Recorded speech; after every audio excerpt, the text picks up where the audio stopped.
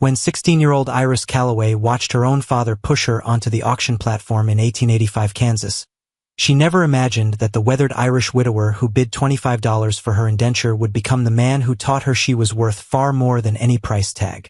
From a desperate girl sold like livestock to a woman who would one day stand in that same town square saving another child from the same fate, Iris's journey would prove that sometimes the worst betrayals can lead to the most unexpected redemptions.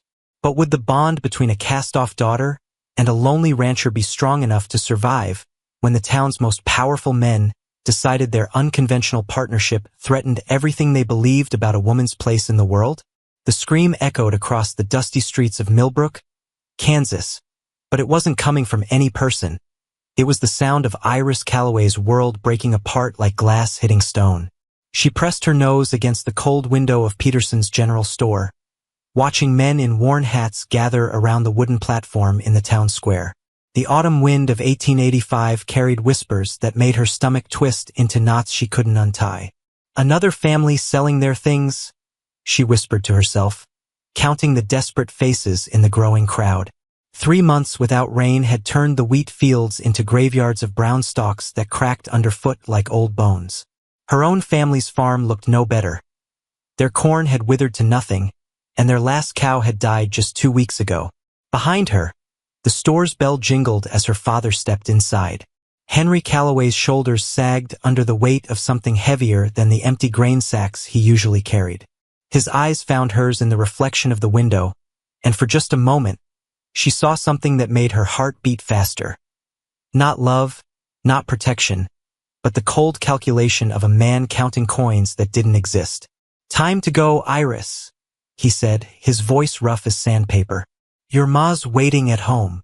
But home felt different when they walked through the front door. Her mother, Sarah, sat at their scratched wooden table with her head buried in her hands. 3 crumpled letters lay scattered in front of her. Bills they couldn't pay, debts that grew bigger each day like weeds in an untended garden. The silence in their small house was thick enough to cut with a knife. "We need to talk," Henry said, removing his hat and setting it on the table with shaking hands. "About the future. About what needs to be done." Iris felt something cold crawl up her spine like a winter snake. She'd heard those words before, whispered between her parents late at night when they thought she was sleeping. Conversations that stopped whenever she entered a room. Glances that followed her around the house like shadows she couldn't shake. "The Hendersons are selling their furniture tomorrow," Sarah said without looking up. "The Millers already left for California. Half the town's packing up or—" She stopped, unable to finish the sentence that hung in the air like smoke from a dying fire. Henry cleared his throat and walked to the window, staring out at their failed fields. "There's other ways to handle debt. Ways that don't mean running away with our tails between our legs." "What other ways?" Iris asked, though part of her already knew the answer would change everything. Her father turned around slowly, and she saw a stranger wearing her papa's face. Someone who'd traded his love for his daughter for the chance to save his own skin. The kind where good people help each other out. Where a young woman with strong hands and a good work ethic can find a place in the world. The words hit her like a slap, even though his voice stayed gentle. Iris had seen enough auctions to know what he meant. She'd watched furniture and horses and farm tools get sold to the highest bidder. But she'd also seen other things. Young men selling themselves for farm work, women taking positions as housekeepers in exchange for room and board. It was legal, respectable even, but it felt like drowning in shallow water. "You're talking about the auction," she said, her voice barely above a whisper. Sarah finally looked up, tears making tracks down her dirt-stained cheeks. "It's not forever, honey. Just until things get better. Just until the rains come back and we can stand on our own feet again." But Iris knew better than to believe in fairy tales about rain and rescue. She was 16 years old, with calloused hands from helping with farm work and a mind sharp enough to understand that her parents were choosing their own survival over hers. The worst part wasn't the betrayal. It was seeing the relief in their eyes when they finally said the words out loud. "1 year," Henry said quickly, like ripping off a bandage. "Just a year of work for someone who needs help. You'll learn skills, earn your keep, Maybe even save some money for when you come back home. Home. The word tasted like ashes in her mouth now. How could she ever come back to a place where her own parents had weighed her worth against their debts and found her wanting? How could she trust people who'd sold her future to save their own? The evening crawled by like a wounded animal. Iris packed her few belongings into a cloth bundle. Her mother's old Bible with pages soft as flower petals, a thimble that had belonged to her grandmother, and a pressed wildflower from the last good summer they'd had. Each item felt precious now, like pieces of a life that was ending before it had really begun. Her parents tried to act normal, talking about the weather and the neighbors as if tomorrow wouldn't bring the destruction of everything they'd built together. But Iris saw through their pretending like looking through clear water. Every glance between them, every careful word, every forced smile was just another nail in the coffin of her childhood. That night, she lay in her narrow bed and listened to the wind rattling their loose window shutters. Somewhere in the distance, a coyote howled, a sound so lonely it made her chest ache. She wondered if this was how animals felt when they sensed a trap closing around them. Scared, angry, but mostly just tired of fighting a battle they couldn't win. Sleep came in pieces, broken by dreams of standing on the auction platform, while strange faces stared up at her like she was nothing more than another piece of property to be bought and sold. In her dreams, the bidding went on forever, voices calling out numbers that got smaller and smaller until finally, no one bid at all. When morning came, it brought with it the sound of wagon wheels on the dirt road outside their house. Through her bedroom window, Iris could see families heading toward town. Some carrying furniture, others leading livestock. All of them wearing the same expression of desperate hope mixed with crushing shame. Her mother knocked softly on her door.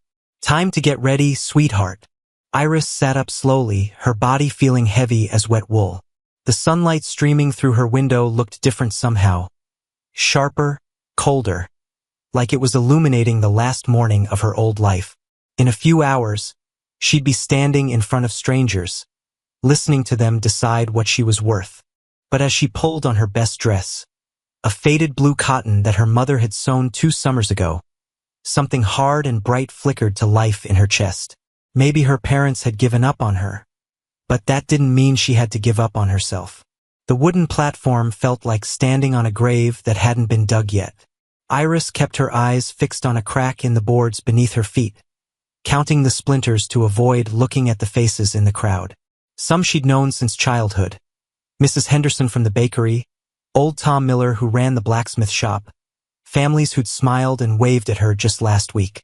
Now they stared with the calculating eyes of buyers at a market, measuring her worth in dollars and cents. Auctioneer Jake Morrison climbed up beside her, his belly hanging over his belt like a sack of grain.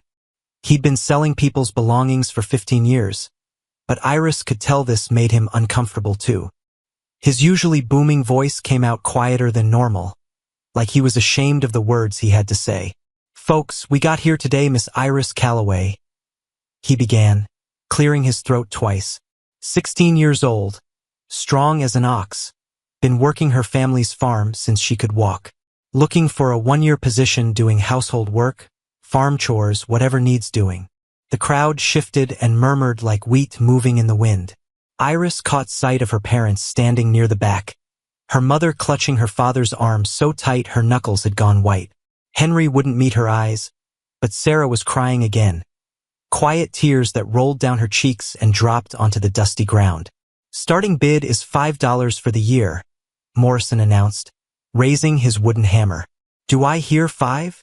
Silence stretched out like a rope about to snap. Iris felt her cheeks burn with shame as seconds ticked by without a single voice speaking up. She was worth less than their old milk cow, apparently. Less than the broken plow they'd sold last month. Less than $5. The voice came from somewhere in the middle of the crowd. Iris couldn't see who'd spoken, but she felt a mix of relief and horror wash over her. Someone wanted her, even if it was just barely. "I got 5. Do I hear 7? Morrison's voice picked up energy now that the ice had been broken.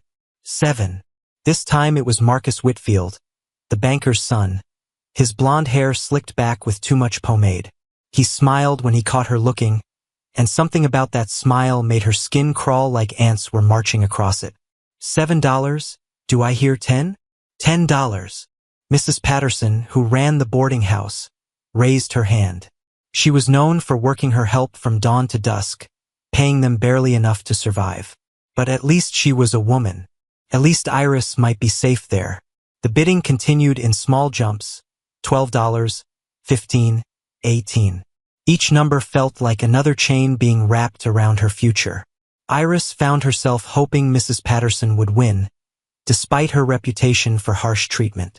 Better a cruel woman than some of the men in the crowd whose eyes lingered on her in ways that made her stomach turn. $20, called out a voice she didn't recognize. The crowd parted slightly, and she caught her first glimpse of the man who'd spoken. He stood near the back, tall and lean, with dark hair that needed cutting and clothes that had seen better days. His face was weathered like old leather, with lines around his eyes that spoke of hard living and harder losses.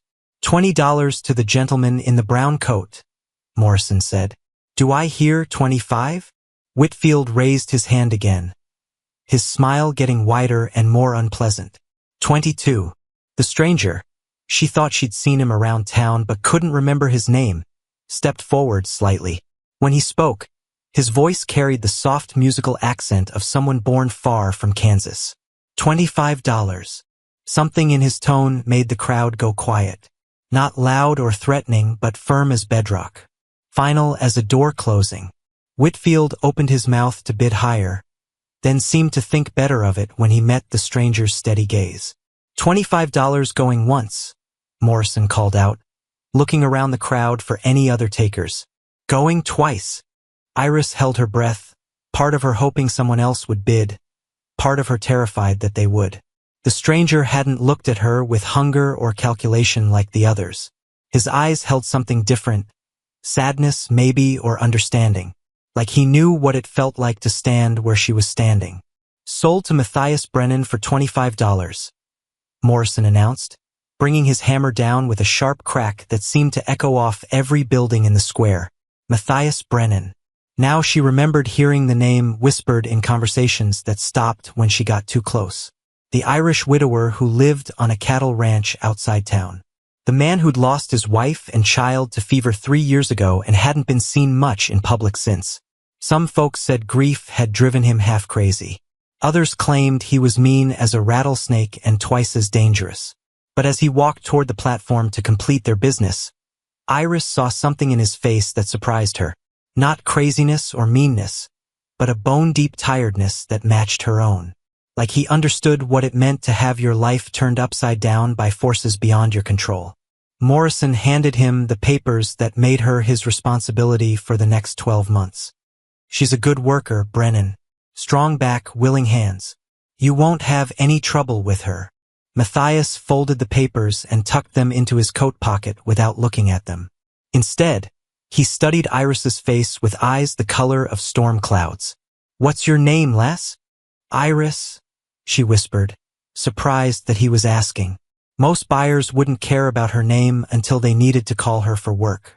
Iris, he repeated, like he was testing how it sounded. That's a flower name. My late wife loved flowers. Before she could respond, he turned to address the crowd in a voice that carried clearly across the square. Anyone who has concerns about this arrangement can speak to me directly. But I'll tell you now, this girl will be treated with respect under my roof. Anyone who suggests otherwise can find themselves explaining their concerns to my fists. A murmur ran through the crowd like wind through grass. Some nodded approvingly, others looked taken aback by his bluntness. Whitfield's face had gone red as a rooster's comb, but he kept his mouth shut. Matthias turned back to Iris and held out his hand, not to grab her or lead her like property, but offering her the choice to take it or not.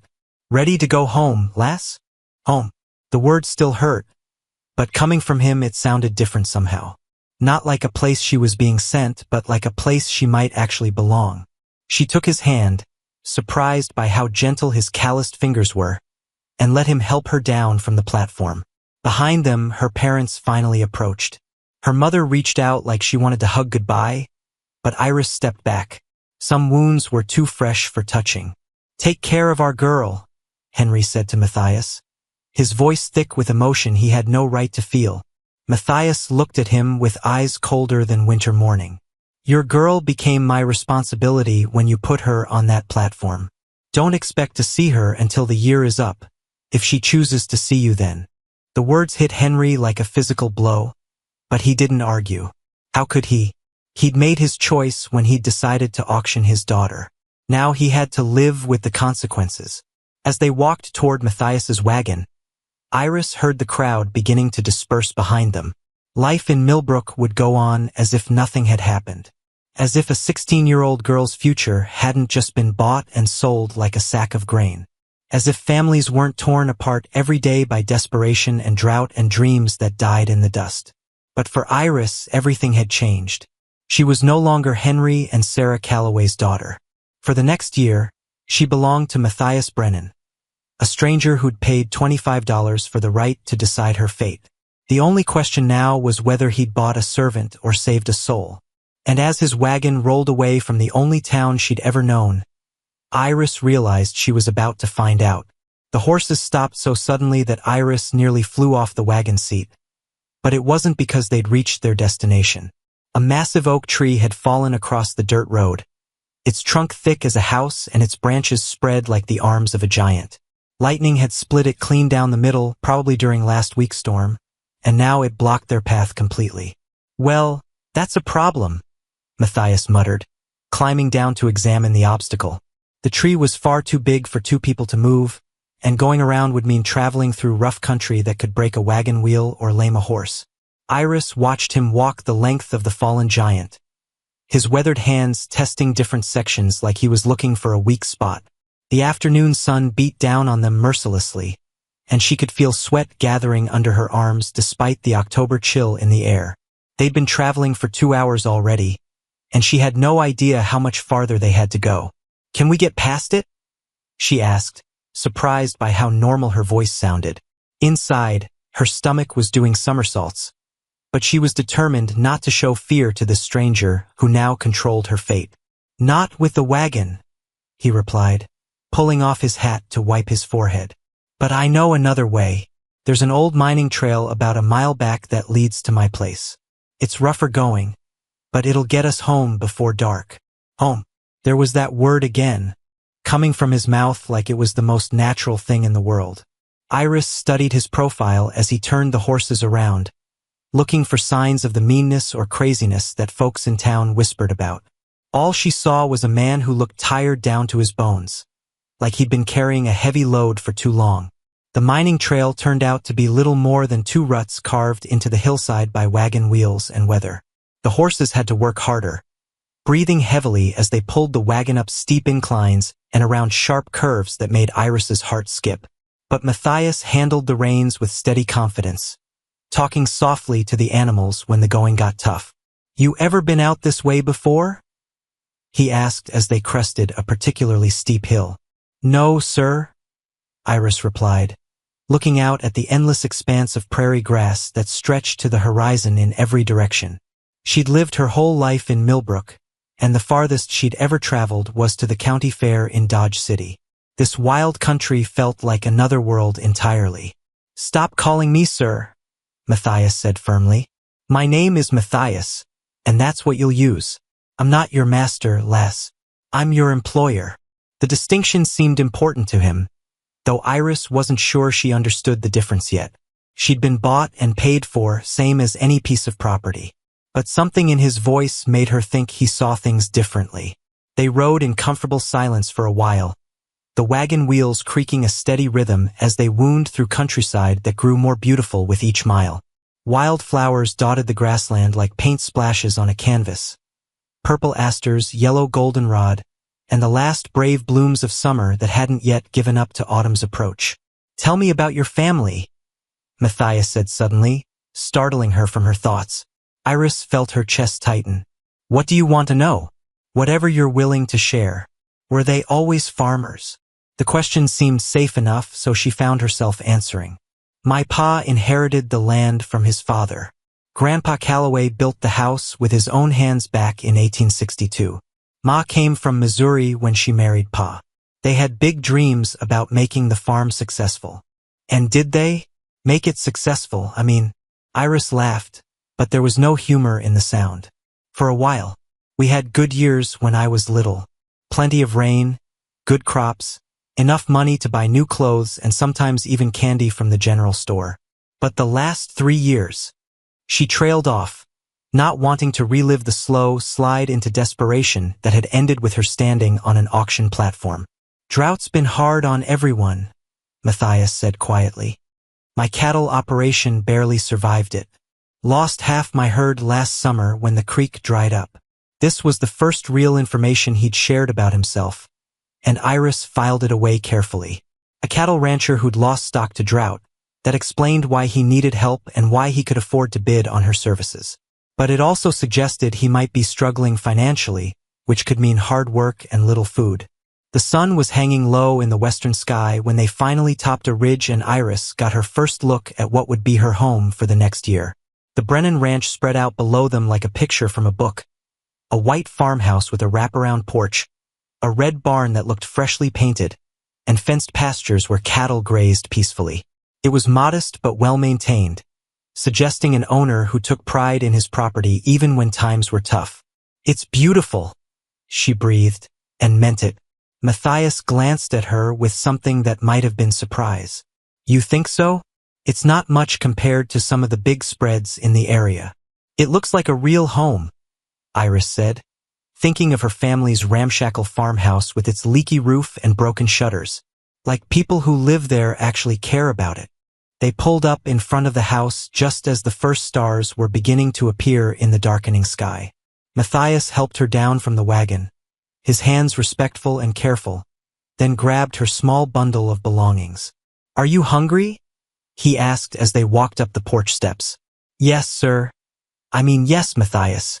The name felt strange on her tongue, too familiar for someone she'd just met. He smiled at her correction, the first real smile she'd seen from him. It transformed his entire face, erasing years of hardship and revealing the man he might have been before grief and loss had marked him. Good. I made stew this morning before I left for town. It should still be warm. The inside of the house surprised her again. She'd expected a bachelor's quarters, dirty dishes, unmade beds, clothes scattered everywhere. Instead, she found rooms that were clean and tidy, if somewhat sparse. The furniture was simple but well-crafted, and everything had its proper place. You keep a neat house, she observed, setting her bundle down by the door. Habit from my military days, Matthias replied, ladling stew into 2 bowls. My wife used to laugh about it, said I folded my socks like I was preparing for inspection. It was the first time he'd mentioned his dead wife, and Iris wasn't sure how to respond. The pain in his voice was fresh despite the years that had passed, like a wound that had healed on the surface but still ached deep inside. They ate in comfortable silence, the stew warming her from the inside out. It was better than anything her mother had cooked in months, thick with vegetables and tender meat, seasoned with herbs that made her mouth water. When she finished, Matthias refilled her bowl without being asked. Thank you, she said, meaning more than just the food. He nodded, understanding what she couldn't put into words. Then he stood and walked to a small desk in the corner, returning with the papers that legally bound her to him for the next 12 months. I want you to read this, he said, setting the contract in front of her. Iris looked at the document with growing confusion. Instead of the harsh terms she'd expected, rules about working hours, punishments for disobedience, restrictions on her movements, she found something entirely different. The contract outlined reasonable working hours, fair treatment, adequate food and housing, and even a small wage to be paid at the end of her service. This isn't what I expected, she admitted. What did you expect? To be treated like property, like something you owned. Matthias leaned back in his chair, his expression serious. Let me tell you something, Iris Calloway. I've seen enough of slavery and bondage to know that owning another human being destroys the soul of both the owner and the owned. You're here because circumstances forced your parents to make an impossible choice, and I happen to have the money to help. But you're not my property. You're my employee, my partner in keeping this ranch running. And if you ever feel like you're being treated as anything less than a human being deserving of respect, you tell me immediately." The words hit her like a physical force, bringing tears to her eyes that she blinked away furiously. No one had ever spoken to her about respect and dignity. No one had ever suggested that her feelings mattered or that she had the right to speak up for herself. "Now," Matthias continued, "let me show you to your room. Tomorrow we'll start figuring out how to make this partnership work." Partnership. As Iris followed him up the narrow stairs to a small but clean bedroom that would be hers alone, she wondered if it was possible that being sold at auction might turn out to be the best thing that had ever happened to her. The rooster's crow at dawn should have been Iris's first warning that this day would test everything she thought she knew about her new life, but she was too busy staring at the ceiling, wondering if she dreamed the kindness of the night before. Sunlight streamed through her bedroom window, illuminating dust motes that danced like tiny spirits, and for a moment she forgot where she was. Then reality came flooding back. The auction, the wagon ride, the contract that promised partnership instead of slavery. A knock on her door interrupted her thoughts. "Iris? You awake, lass?" "Yes, Matthias," she called, quickly pulling on the same dress she'd worn yesterday, the only good one she owned. "Breakfast is ready when you are. Then I'll show you around the place." The kitchen smelled like coffee and bacon, scents that reminded her of better times when her family could afford such luxuries. Matthias had set the table for two, treating her like a guest instead of hired help. But as she sat down to eat, she noticed something that made her stomach clench with worry. There were only 2 strips of bacon on each plate, and the coffee was weak enough to see through. "Is this all the food we have?" she asked, trying to keep her voice casual. Matthias paused with his coffee cup halfway to his lips. "For now. I'll be going to town for supplies next week." But Iris had grown up in a household where money was always tight, and she recognized the signs of someone stretching resources as far as they would go. The bacon was thin, the coffee watery, and she hadn't seen any bread or eggs, staples that should have been plentiful on a working ranch. After breakfast, Matthias led her outside to begin what he called her education in ranch management. The morning air was crisp and clean, carrying the scent of grass and cattle and something else, something that smelled like trouble brewing. Their first stop was the barn, where she expected to see the tools and equipment necessary for running a successful cattle operation. Instead, she found mostly empty stalls and a collection of implements that had seen better days. The hay loft was nearly bare, and the feed bins held only enough grain for a few days. "How many cattle do you have?" she asked, though she was beginning to fear the answer. 47 head, Matthias replied, not meeting her eyes. "Used to be closer to 200 before the drought." The numbers didn't add up. 47 cattle wasn't enough to support a ranch this size, especially not with winter coming. Iris had grown up around farming and ranching families, and she knew that an operation this small was barely surviving, not thriving. As they walked through the pastures, she got a closer look at the remaining cattle. They were healthy enough but thin, not the robust animals that should have been grazing on good grass. The fences needed repair in several places, and some of the gates hung crooked on their hinges. "Matthias," she said carefully, "are we in financial trouble?" He stopped walking and turned to face her, his expression unreadable. For a long moment, they stood in the middle of the pasture with the wind rustling through the grass around them. He said finally, "you said this was a partnership. Partners share problems as well as profits." Something flickered in his eyes. Surprise, maybe, or respect. "Yes, we're in trouble. I spent most of my savings buying breeding stock that died in the drought. The bank holds the mortgage on the ranch, and I'm behind on payments. I bid on your contract because I needed help, but also because—" He trailed off, looking embarrassed. "Because what?" "Because I couldn't stand to see another young person get sold to someone who might hurt them. I know what it's like to be desperate and alone." The admission hung in the air between them like a bridge neither was sure they should cross. Iris felt something shift in her understanding of their situation. Matthias hadn't bought her services because he was successful and needed help managing his prosperity. He'd rescued her because he remembered what it felt like to need rescuing himself. "So what do we do?" she asked. "We work. We try to make it through the winter without losing the ranch. And we hope for better luck next year." "That's not much of a plan." Matthias laughed, a sound with more desperation than humor. "No, it's not. But it's all I've got." They spent the rest of the morning developing a better plan. Iris proved to have a sharp mind for practical matters, suggesting ways to stretch their resources and make the ranch more efficient. She knew how to preserve food, how to mend equipment instead of replacing it, and how to make a little bit of everything go a long way.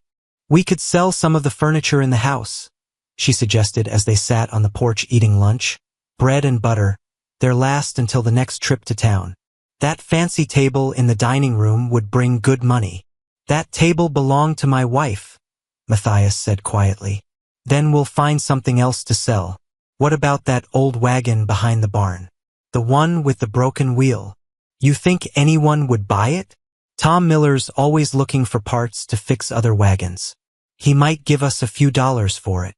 As the afternoon wore on, Iris began to see their situation more clearly. Matthias had bid on her contract not just out of kindness, but out of desperation. He needed help, but he also needed hope, someone to share the burden of trying to save a failing ranch. The realization should have scared her. Instead, it filled her with something she hadn't felt in months: purpose. For the first time since her parents had decided to auction her future, she felt like she had some control over what happened next. "There's something else we need to discuss," Matthias said as the sun began to set. "The reason I haven't been to town much lately. The reason some folks might give you trouble if they see you with me." Iris felt her stomach tighten. What kind of trouble? People talk. They see a man living alone with a young woman, and they make assumptions. Some of those assumptions could be dangerous for both of us. She understood what he wasn't saying directly.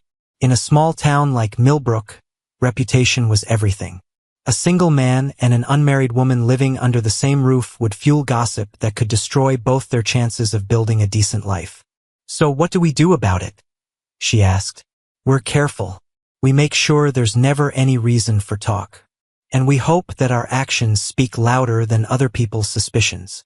But even as he spoke, Iris could see in his eyes that he was worried, and she was beginning to understand that their problems went deeper than money and cattle and drought. They were fighting a battle against poverty and prejudice and small-town minds that saw scandal where none existed. That night, as she lay in her narrow bed listening to the sound of coyotes howling in the distance, Iris realized that her year of service was going to be more complicated than either of them had imagined. She wasn't just working to pay off her parents' debt. She was fighting to help save a ranch, protect a reputation, and prove that two desperate people could build something better together than either could manage alone. The question was whether they were strong enough to succeed, or whether the forces working against them would destroy everything they were trying to build. Tomorrow would bring new challenges, new tests of their unlikely partnership. But tonight, for the first time since her parents had betrayed her trust, Iris felt like she had found a place where she truly belonged. The gunshots split the morning air like thunder, sending every bird within a mile racing for the sky, and Iris knew instantly that their peaceful days were over. She dropped the bucket of chicken feed she'd been carrying and ran toward the sound, her heart hammering against her ribs like a trapped animal fighting to escape.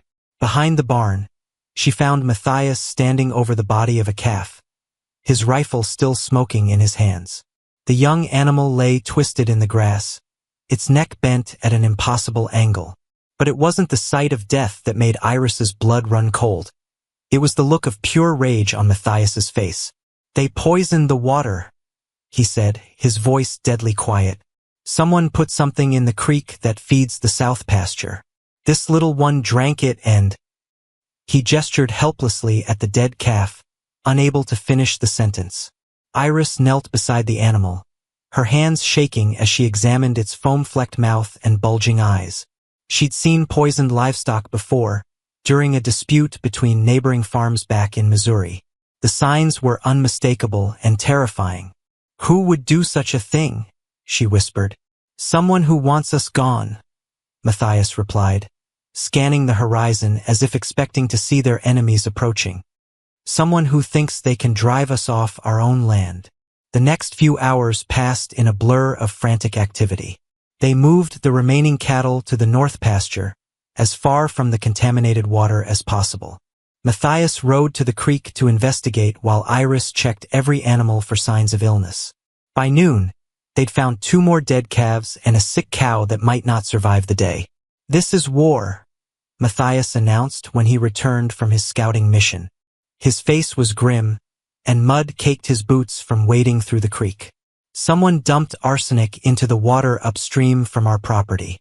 Enough to kill every head of cattle we own." Iris felt the world tilt beneath her feet. 47 cattle had been their lifeline, their only hope of surviving the winter and paying off the mortgage. Without the herd, they had nothing. Worse than nothing, they had debts they couldn't pay and enemies who wanted them destroyed. "Can we prove who did it?" she asked, though she already suspected the answer. "Proving it and knowing it are different things," Matthias said darkly.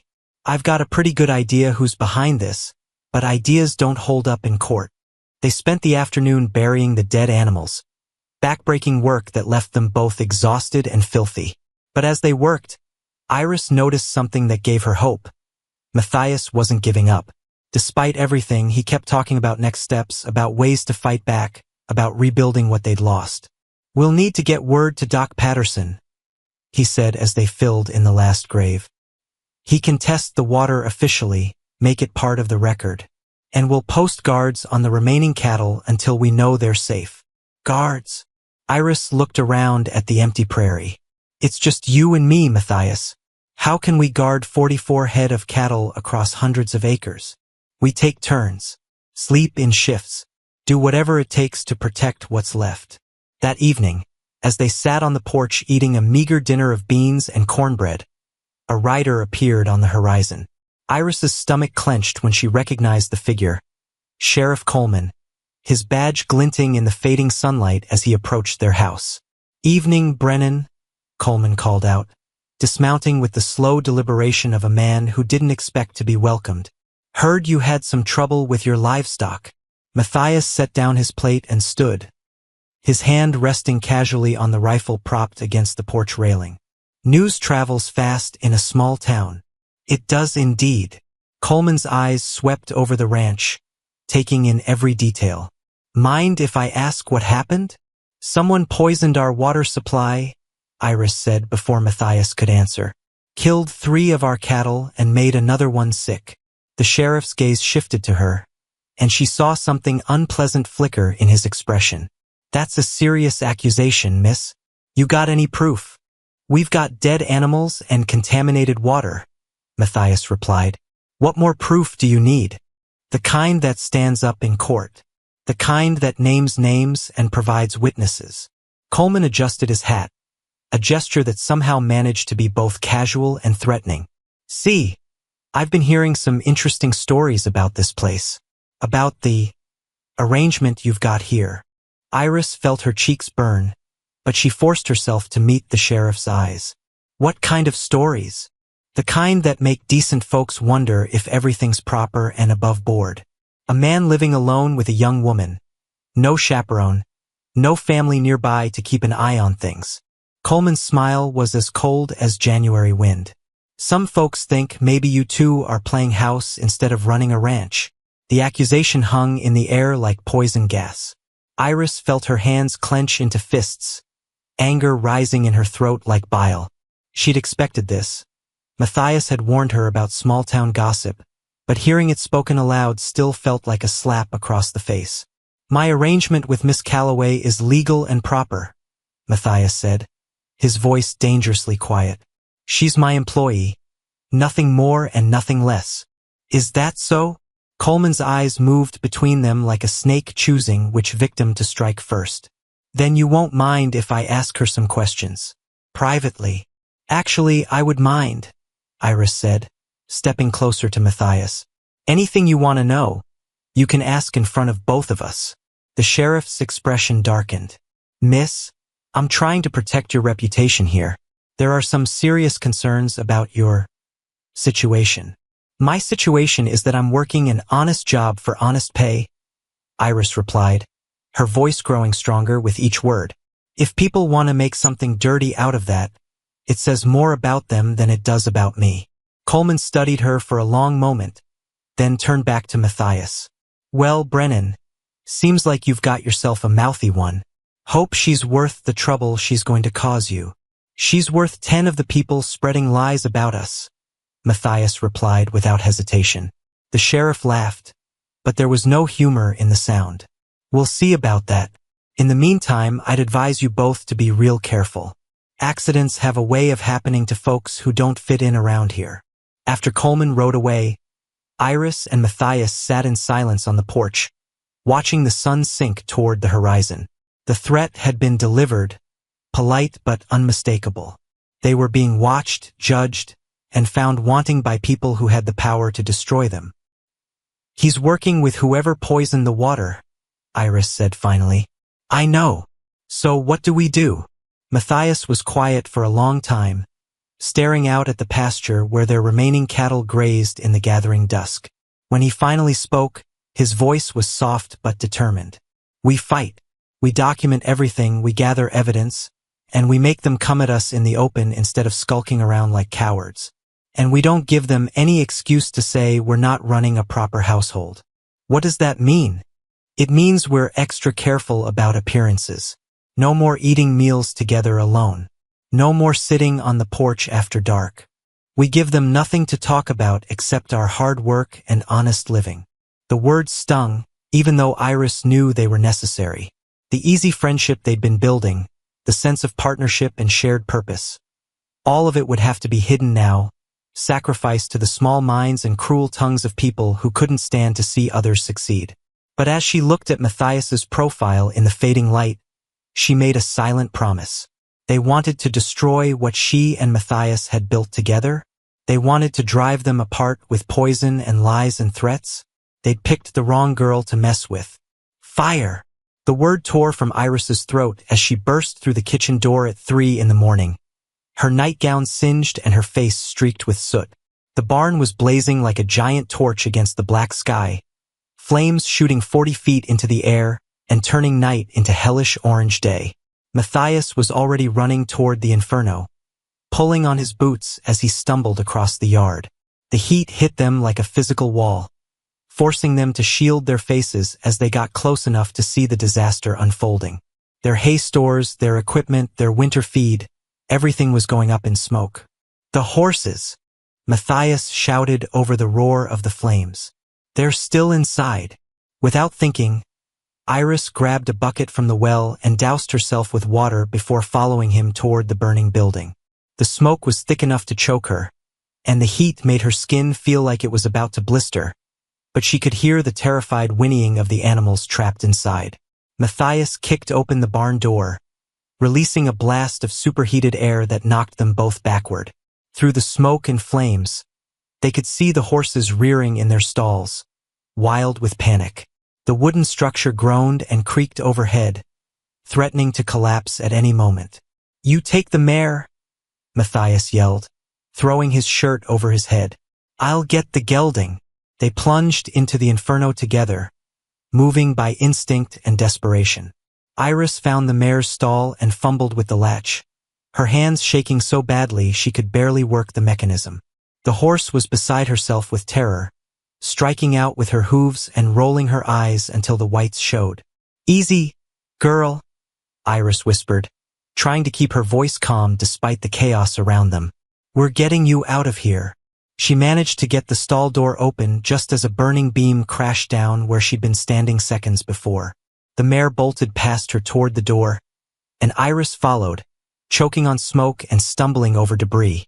Behind her, she could hear Matthias struggling with the gelding, cursing in what sounded like Irish as the animal fought against rescue. They burst out of the barn just as the roof began to cave in, dragging the horses to safety as burning timbers fell like rain around them. The mare had burns on her flanks, and the gelding was limping badly, but they were alive. That was more than could be said for everything else they'd stored in the barn. Water! Matthias gasped, pointing toward the well. We need to keep it from spreading to the house. For the next 2 hours, they fought a losing battle against the flames. Using buckets and old blankets, they managed to prevent the fire from reaching the house, but the barn was a total loss. As dawn broke over the Kansas prairie, all that remained was a pile of smoldering ash and twisted metal. Iris collapsed on the porch steps, her nightgown ruined and her hands blistered from the heat of the bucket handles. Everything hurt, her lungs, her eyes, her throat, but the physical pain was nothing compared to the devastation in her heart. They'd lost everything they needed to survive the winter. Their hay, their tools, their grain stores gone. This wasn't an accident, Matthias said, his voice hoarse from smoke inhalation. He was examining the remains of the barn, poking through the debris with a stick. Look at this. He showed her a piece of rope, partially burned but still recognizable. It had been soaked in kerosene and used to spread the fire quickly through the building. Someone had deliberately set their barn ablaze, timing it for the middle of the night when they'd be asleep and helpless. The same people who poisoned the water, Iris said, though it wasn't really a question. Had to be. They're escalating, getting bolder. Matthias threw the rope into the ashes, his face dark with anger.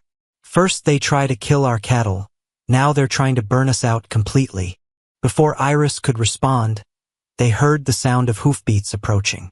A group of riders was coming up the road, moving fast and kicking up a cloud of dust. As they got closer, she could make out familiar faces, Sheriff Coleman in the lead, followed by Marcus Whitfield and several other men from town. Heard you had some excitement last night, Coleman called out as he dismounted. His tone was casual, almost cheerful, like he was discussing the weather instead of a disaster that had nearly killed them. Someone burned down our barn, Matthias replied flatly. Destroyed everything we had stored for winter. That's a shame, Whitfield said, but his smile suggested he didn't think it was a shame at all. Lucky thing you and the girl got out alive. Could have burned up in your beds. The way he said the girl made Iris's skin crawl, like she was something shameful, something that didn't deserve a name or basic respect. She stood up straighter, meeting his gaze with as much dignity as she could manage while wearing a singed nightgown and covered in soot. We were lucky, she said coldly. This time, Coleman dismounted and walked around the remains of the barn, making a show of examining the scene. Any idea how it started? Someone said it, Matthias said. We found rope soaked in kerosene. Is that so? The sheriff's voice was skeptical. Could have been an accident. Lantern getting knocked over, spark from a cigarette. These old barns go up fast once they catch. We don't smoke, and we're careful with lanterns, Iris said, her anger finally boiling over. Someone wanted to burn us out, and we all know who. The men exchanged glances, and she saw something pass between them. A look of satisfaction, like they were pleased with how their plan was working. That's a serious accusation, miss, Coleman said. You got any proof? The same proof you'd need if it was your barn that burned down, Matthias replied. Which is to say, none at all. But we both know this wasn't an accident. Whitfield stepped forward, his expression mock concerned. You know, Brennan, maybe it's time to think about cutting your losses. This land's got a curse on it, seems like. First the drought, then the poisoned water, now the fire. Maybe someone's trying to tell you something. Maybe someone's trying to drive us off our own property, Iris shot back. Maybe they think they can scare us into giving up what's rightfully ours. Or maybe, Coleman said quietly, they're trying to protect the community from unsavory influences. The words hung in the air like a challenge. Iris felt her cheeks burn with shame and rage, but she forced herself to stand tall. She knew what they were implying, that she and Matthias were living in sin, that their partnership was somehow corrupt or immoral. There's nothing unsavory about honest work and mutual respect, she said, her voice carrying across the yard like a bell. If you can't see that, it says more about you than it does about us. Coleman's face darkened. You've got a sharp tongue, girl. Might want to be careful how you use it. She's got a sharp mind too, Matthias said, moving to stand beside her. And she's right. We're not doing anything wrong. And we're not going anywhere. Is that so? Whitfield's smile was cold as winter wind. Well, we'll see about that. Sometimes the market decides these things for us. He pulled a folded paper from his coat pocket and handed it to Matthias. Bank called in your loan, Brennan. Payments due in full by the end of the month, or they foreclose. Guess they decided you're too much of a risk. Iris watched the color drain from Matthias's face as he read the document. The bank was demanding immediate payment of the entire mortgage. Money they didn't have and couldn't possibly raise in such a short time. It was a death sentence for the ranch, delivered with legal precision. You can't do this, she whispered. Actually, we can, Coleman replied. It's all legal and proper. Just business. It's revenge, Matthias said, his voice barely controlled. Pure and simple. Call it whatever you want, Whitfield said. The result's the same. You've got 30 days to pay up or get out. After the men rode away, Iris and Matthias stood in silence among the ruins of their barn, holding a piece of paper that meant the end of everything they'd been trying to build. The fire had been bad enough, but this was worse. A legal lynching that would destroy them just as surely as any rope. We could fight it in court, Iris said finally, though she knew it was hopeless. With what money? With what lawyer? Matthias crumpled the foreclosure notice in his fist. They've got us boxed in from every direction.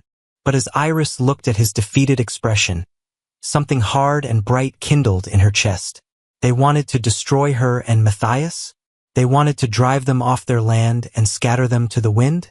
They'd have to kill her first. No, she said, her voice growing stronger. We don't give up. We don't run. We find another way. What other way? I don't know yet, but we'll find one. She took his hand, not caring who might see or what they might say. We're partners, remember? And partners don't abandon each other when things get tough. For the first time since the fire, Matthias smiled. You're right, Les. We are partners. And as they stood together in the ashes of their barn, watching the sun rise over the Kansas prairie, Iris made a silent vow. Whatever it took, however long it took, she would find a way to save their ranch and their future. The war had begun in earnest, but they were still standing, still fighting, still together. And that was more than their enemies had counted on.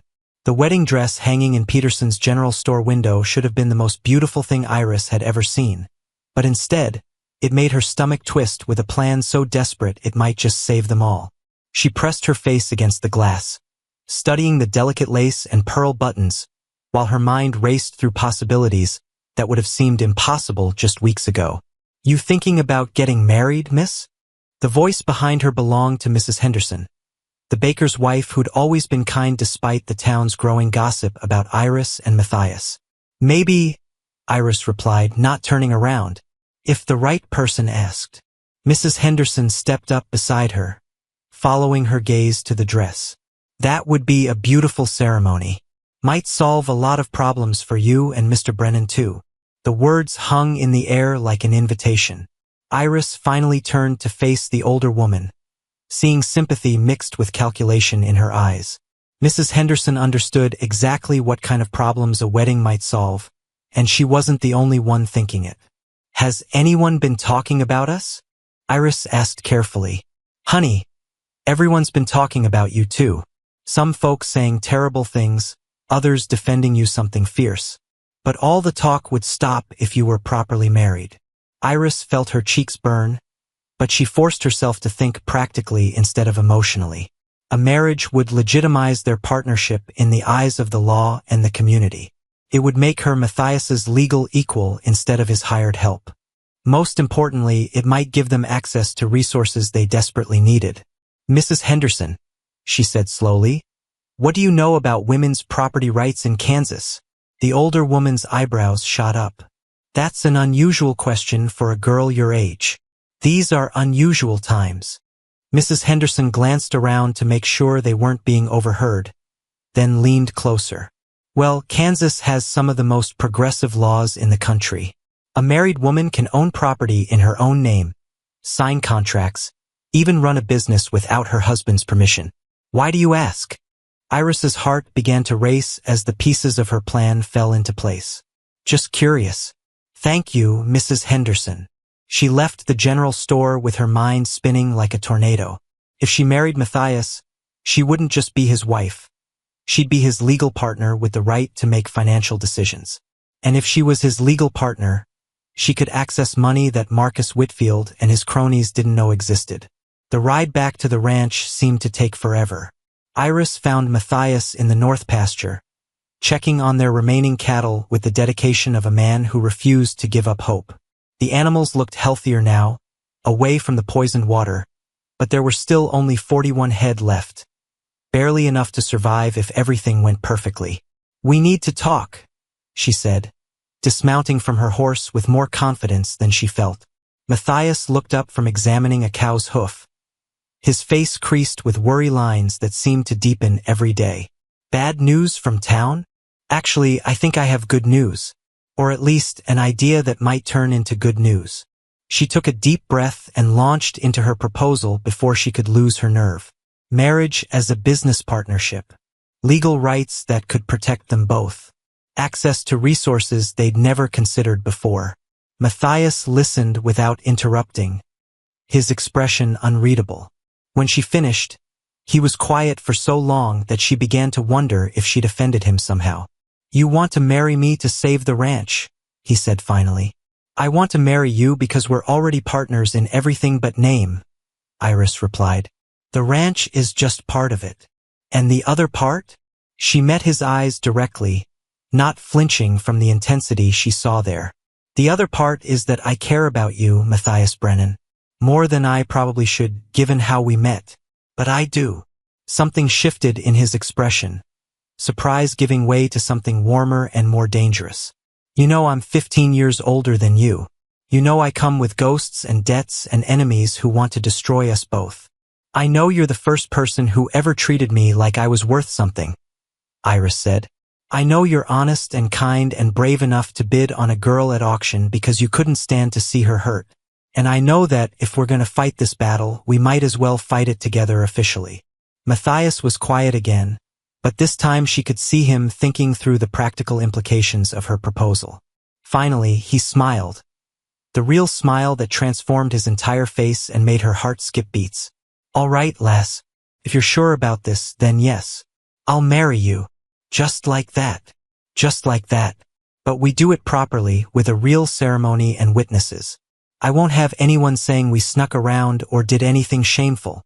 The wedding took place 3 days later in the small church at the edge of town, with Mrs. Henderson and Doc Patterson serving as witnesses. Iris wore her one good dress, cleaned and mended as best she could manage, and carried wildflowers she'd picked that morning.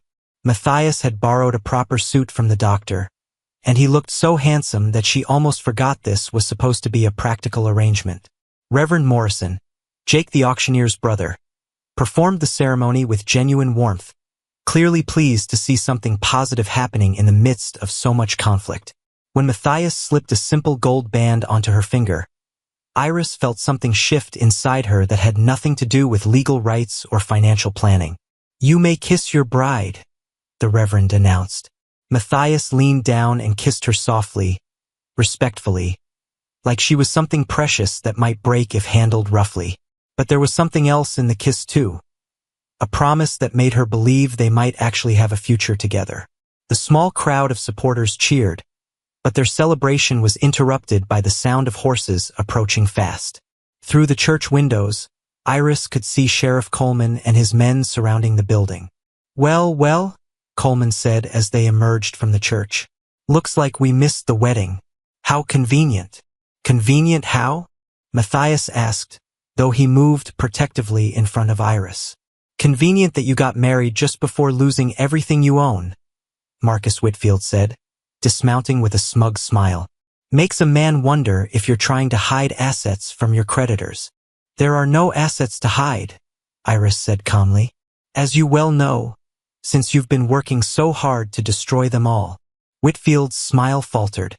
"That's a serious accusation, Mrs. Brennan." Mrs. Brennan.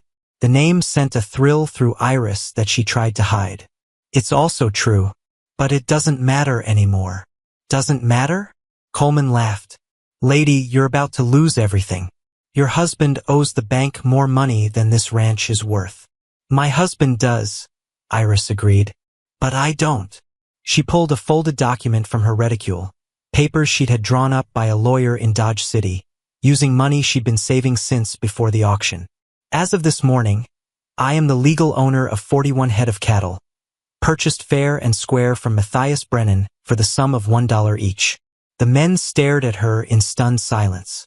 Matthias looked just as surprised, though she could see him beginning to understand what she'd done. The cattle belong to me now, she continued, and as a married woman in Kansas, I have the right to do business in my own name, which means when the bank forecloses on the ranch, they get the land and buildings. But they don't get the cattle. You can't do that, Whitfield sputtered. Actually, I can. And I did. Iris smiled sweetly at the men who'd been tormenting them for weeks. My lawyer assures me it's completely legal. Coleman's face had gone purple with rage. You think you're clever, don't you? I think I'm a woman who's tired of being pushed around by bullies, Iris replied. And I think you're going to discover that I'm a lot harder to break than you imagined. The sheriff and his men rode away muttering threats and curses, but their power had been broken. Without the cattle, foreclosing on the ranch would give them an empty piece of land instead of a functioning operation. The bank would get dirt and buildings, but Iris would have the means to start over somewhere else if necessary. How long have you been planning this? Matthias asked as they watched their enemies disappear down the road. Since the morning I realized that being sold at auction was the best thing that ever happened to me, Iris replied, because it brought me to a man who saw me as a partner instead of property. And now we rebuild. Together. The sound of hammering echoed across the Kansas prairie as Iris drove the last nail into the new barn's door frame, a sound that meant hope had finally returned to the Brennan Ranch after 6 months of the hardest work she'd ever imagined. Sweat dripped from her forehead as she stepped back to admire their handiwork, the fresh-cut lumber golden in the morning sun. Not bad for a couple of amateurs, Matthias said, appearing beside her with 2 cups of coffee and a smile that had become as familiar as breathing. Speak for yourself, Iris replied, accepting the coffee gratefully. I happen to be an expert barn builder now. It was true in a way. Over the winter and spring, she'd learned skills she'd never dreamed of needing. Carpentry, animal doctoring, business management, and a dozen other things that had nothing to do with being a proper lady and everything to do with being a proper partner. The new barn was smaller than the one they'd lost to arson, but it was theirs, built with their own hands and paid for with money they'd earned together. The cattle business had thrived under Iris's management, and they'd even been able to buy back some of the land that the bank had tried to steal. Mrs. Brennan? The voice belonged to a young girl standing at the edge of their property, clutching a small bundle and looking like she might bolt at any moment. Iris set down her coffee and walked toward the child, recognizing the signs of desperation and fear that she'd once worn like a second skin. The girl couldn't have been more than 14, with hollow cheeks and clothes that had seen too many washings. What's your name, sweetheart? Iris asked gently. Lucy Mitchell. My pa sent me to ask if you might have work for someone willing to learn. Iris's heart clenched. She knew exactly what sent to ask for work meant in a family facing hard times. Parents making impossible choices, children being pushed out into an uncertain world, hope and desperation walking hand in hand. What kind of work are you looking for, Lucy? Anything. Cleaning, cooking, helping with animals. I'm strong for my size, and I learn quick. Behind the girl, Iris could see a man on horseback watching from a distance. Undoubtedly Lucy's father, torn between love for his daughter and the harsh reality of too many mouths to feed. She remembered that particular kind of heartbreak from her own experience. Matthias, she called, not taking her eyes off Lucy. Come meet our new ranch hand. Her husband appeared beside her, understanding immediately what was happening. They'd talked about this possibility, about giving other young people the chance that they'd found together. We could use help with the spring calving, he said seriously, addressing Lucy like the capable person she was instead of the charity case others might see. The work's hard, but the pay is fair. Room and board included, plus wages at the end of each month. Lucy's eyes went wide. You mean it? You'd really hire me? We mean it, Iris said. But there's one condition. The girl's face fell. What condition? You write to your family every week. Let them know you're safe and well. And you visit them whenever you want to. That's it. That's it. As Lucy ran back to tell her father the good news, Iris felt Matthias's arm slip around her waist.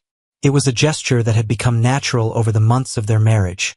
Not the careful politeness of their early partnership, but the easy affection of two people who'd chosen each other in every way that mattered. You thinking what I'm thinking? He asked. That we should build a proper bunkhouse for the hands we're going to hire? That, and maybe start thinking about adding on to the main house too. Iris turned to look at him, seeing something in his expression that made her pulse quicken. Adding on for what? For the family we might want to raise someday. If you're interested in that kind of partnership too. The words hung in the air between them like a promise waiting to be claimed. Over the months, their marriage had grown from practical arrangement to genuine partnership to something deeper and more wonderful than either had dared to hope for.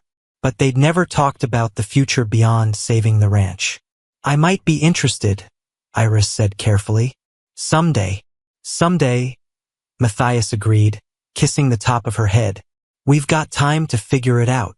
The afternoon brought visitors. Not the hostile kind they'd grown accustomed to, but friends and neighbors who'd come to see their rebuilt barn and celebrate their success. Mrs. Henderson brought fresh bread, Doc Patterson brought news from town, and even some of the families who'd been cold to them during the worst of the gossip showed up with offerings of friendship. Heard you folks might be hiring more help, said James Crawford, a neighboring rancher who'd lost half his herd to the same drought that had nearly destroyed them. My youngest boy's looking for work, if you're interested. Send him by tomorrow, Iris replied. We can always use good people. As the sun began to set, painting the prairie in shades of gold and amber, the visitors gradually departed. Lucy had settled into the small room they prepared for her, writing her first letter home by lamplight. The cattle grazed peacefully in pastures that were green again after the spring rains. Hard to believe it's only been a year, Matthias said as they sat on their porch swing, watching the stars appear in the darkening sky. A year since the auction? A year since I bid $25 for a partner and got the best deal of my life. Iris laughed, leaning against his shoulder. Only $25? I'm worth at least 50 now. At least. They sat in comfortable silence, listening to the night sounds of their thriving ranch. Somewhere in the distance, a coyote howled.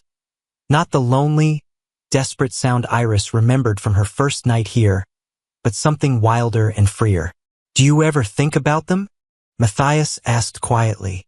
Your parents, I mean. Iris considered the question. She'd seen her mother and father a few times since the wedding, awkward encounters filled with regret and words that couldn't fix the past. They were proud of what she'd accomplished, they said, but the betrayal still stood between them like a wall that might never fully come down. I think about forgiving them, she said finally.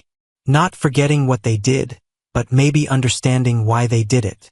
And I think maybe that's enough for now. Forgiveness is a process, not a moment. Wise words from a wise woman. Wise woman who used to be sold like livestock, Iris said wryly. Wise woman who refused to stay sold, Matthias corrected. Who fought back and won. As if summoned by their conversation, a figure appeared on the road leading to their ranch. Even in the darkness, Iris recognized the slumped shoulders and hesitant gait of her father. Henry Calloway approached their porch like a man walking to his own execution. Evening, Mr. and Mrs. Brennan, he said formally, removing his hat. Evening, Pa, Iris replied, not getting up from the swing. I came to. That is, I wanted to. Henry struggled with words that had been rehearsed but still wouldn't come easily. I wanted to apologize. For what we did. For putting you on that platform like you were something to be bought and sold. We were desperate, Iris said quietly. I understand that now. Desperate's not an excuse for what we did to you. You were our daughter and we failed you. The words hung in the night air like a prayer asking for absolution that might never come. But as Iris looked at her father's broken figure, she felt something shift in her chest. Not forgiveness exactly, but the beginning of it. You failed me then, she agreed. But I didn't fail myself. And that's what matters now. Henry nodded, understanding that this was as much reconciliation as he could hope for. You've built something beautiful here, something to be proud of. We have, Iris said, taking Matthias's hand. Together, after her father left, they continued sitting on the porch swing, watching the moon rise over their land. Their land, bought and paid for with their own sweat and determination. Their future chosen instead of imposed. No regrets, Matthias asked. Iris thought about the question seriously. A year ago, she'd been a girl with no choices, no voice, no value except what others were willing to pay for her labor. Now she was a woman with a business, a marriage, a future that stretched out before her like an endless prairie full of possibilities. No regrets, she said finally. Not about any of it. Not even about marrying a stubborn Irishman with more debts than sense? Especially not about that. As they went inside to begin another night in the home they'd built together, Iris reflected on the journey that had brought her here. She'd been auctioned by her own parents, bought by a stranger, and nearly destroyed by enemies who couldn't stand to see her succeed. But she'd also discovered something that no auction block could ever sell and no enemy could ever steal. Her own worth, measured not in dollars and cents but in courage and determination and the love of a good man who'd seen her true value from the very beginning. Some stories begin with endings, and some endings are really beginnings in disguise. For Iris Brennan, née Calloway, the girl who'd been sold like livestock and became a woman who refused to stay bought, this was both. The end of one life and the beginning of another, written in her own hand and lived on her own terms. And that, she thought as she fell asleep in her husband's arms, was worth more than all the money in the world.